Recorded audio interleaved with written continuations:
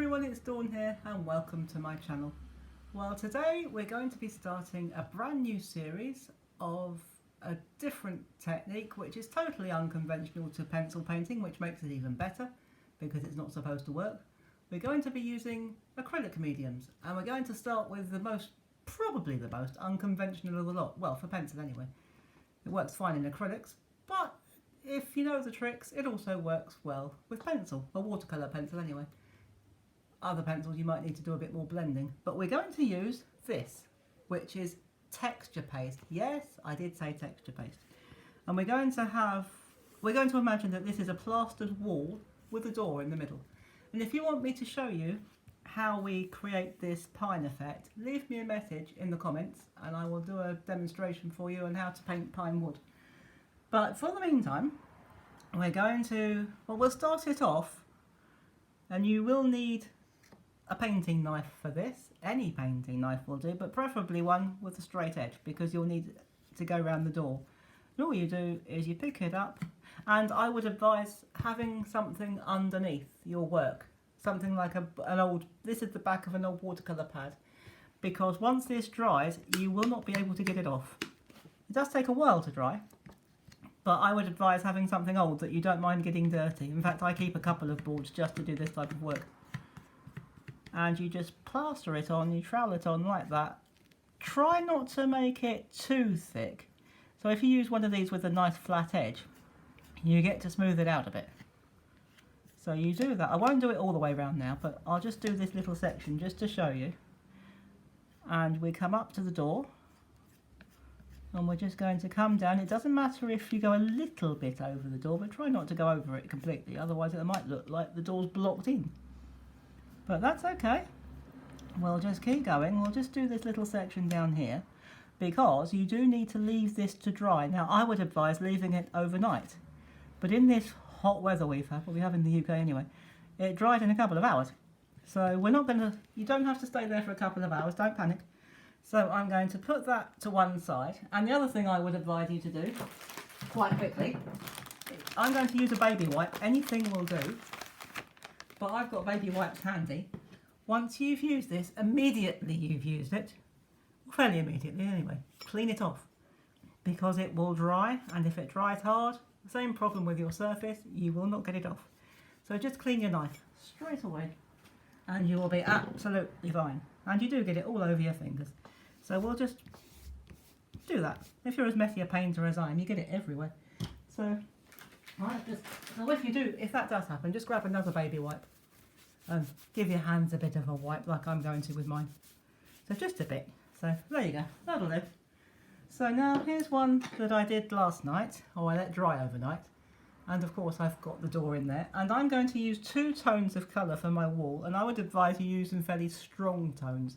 And I would advise you use the watercolour pencils rather than the aquarelle pencils, because they are a stronger colour. Watercolour pencils, you may remember we covered earlier the difference between watercolour and aquarelle in pencils. And aquarelle have water soluble pigment, but the watercolour have the artist quality watercolour pigment in them, so therefore they're a lot stronger. So you go over it just like that. So once it's dry, it's hard, it's a bit like cement. So you can hear a pencil going over all these rough bits, which is actually quite good. But make sure you use a good quality pencil because it does wear it. It will grind it down if you're using a big area, if you're painting a large picture. So if you've not done this before, and you probably haven't, or you might not have done, I would recommend using, or starting anyway, on a smaller picture and just covering a small area, but draw it out first, otherwise you'll end up with all texture paste and no painting. So just draw it out, keep it something simple like this, a door within a plastered wall or something like that. So we're just going to shade this over here. So you do have to be quite thick because it needs to get into, well, not all, but most of the dips. But of course this is an old plastered wall, so if you make it an old wall, it might even be a bit rough and ready, so you can get away with doing it a bit looser. So we're going to I just use an earth yellow and a fairly strong mid-tone brown, but I will link all of this, I will put all of this in the description box below so that you don't have to remember. So it's a lot to remember, especially if you're seeing something for the first time. You think, oh, what did that happen? What did she say there? So I will put all of these techniques and tips in the description box, so don't worry about it. You can just enjoy watching the demonstration and then look back afterwards to remind yourself how I did it. So it's probably, I wouldn't say you've never seen anyone else paint with watercolour pencils and acrylic mediums, but I think it's probably safe to say that it's unlikely. But we could be breaking new barriers here. We're definitely breaking the rules, which is even better. So there we go, and I'm going to use a fairly big brush for this because we don't need to be too precise. And so this is my, what I call big boy. It's actually called a large detail brush, but I call it my big boy. And we're just going to blend the water over the colours, and it merges the two tones together, and as you can see, it does make it a bit rough, but that's fine. This is an old stone wall or an old plastered wall. It's supposed to look rough. But I hope you'll agree that it does look very effective. And of course it gives your paintings a bit of texture.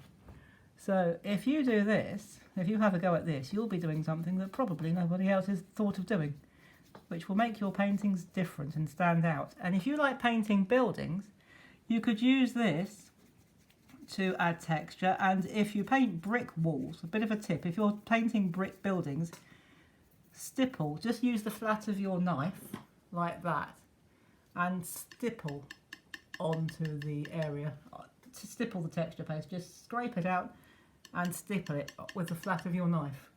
Or if you've got an old brush that you don't mind getting messed up, you could even use a stippling brush, but I really wouldn't recommend that you use your good quality paint brushes for that, because they could very well get ruined and we don't want that.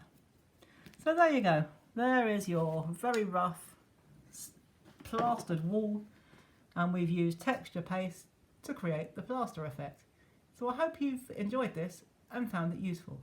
And if you come back tomorrow, we'll be using yet another acrylic medium, another type of texture paste, not this one but a different one, to create a totally different effect.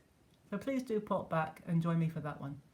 And in the meantime, stay safe, enjoy the week and your painting and artwork, and I'll see you very soon.